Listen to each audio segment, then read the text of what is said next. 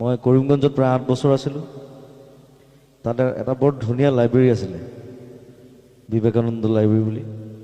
এইটো ৰামকৃষ্ণ পৰমহংসৰ অনুষ্ঠানৰ লাইব্ৰেৰী। তাত দেধাৰ কিতাপ আৰু ভৰ্তি ধুনীয়া ধুনীয়া কিতাপ। চ' তাত এডমিশ্যন দি দিছিলে। চ' ছানডে যেতিয়া টাইম পাওঁ তাত যাওঁ, 3-4খন কিতাপ লৈ আহোঁ। আৰু আমাৰ এটা খুব ধুনীয়া গ্ৰুপ আছিলে।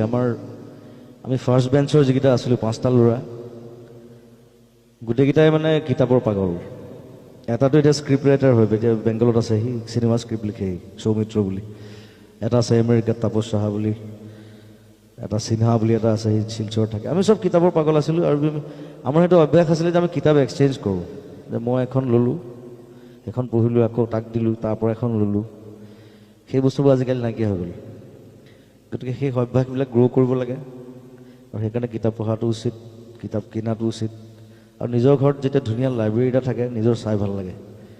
সেইটো যিমান বয়স হৈ গৈ থাকে সিমানে বেছি ভাল লাগি গৈ থাকে, যেতিয়া কিতাপৰ পৰিমাণ বাঢ়ি যায় আৰু কিতাপবোৰ যেতিয়া ধুনীয়াকৈ ৰখা হয়।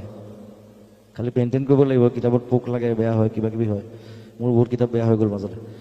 এনিৱে, সেই অভ্যাসটো ৰাখিব সকলোকে অনুৰোধ জনাইছোঁ, আহ্বান জনাইছোঁ নতুন প্ৰজন্মক। কিতাপ পঢ়াৰ অভ্যাসটো কৰক। অসমীয়া কিতাপ হওক, বেংগলী হওক, হিন্দী হওক, ইংলিছ হওক। আৰু বিভিন্ন দেশৰ ইমান ধুনীয়া ধুনীয়া ৰাইটাৰ আছে, ইমান বিদগ্ধ পণ্ডিত ডাঙৰ ডাঙৰ ৰাইটাৰবিলাক আছে। সেইবিলাক পঢ়িব লাগে আচলতে, সেইবিলাকো পঢ়িব লাগে, তেতিয়া বহুত কথা শিকিব পাৰি।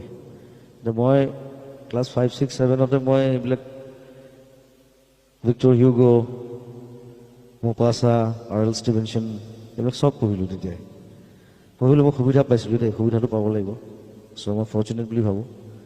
চ' সেই অভ্যাসবিলাক কৰক।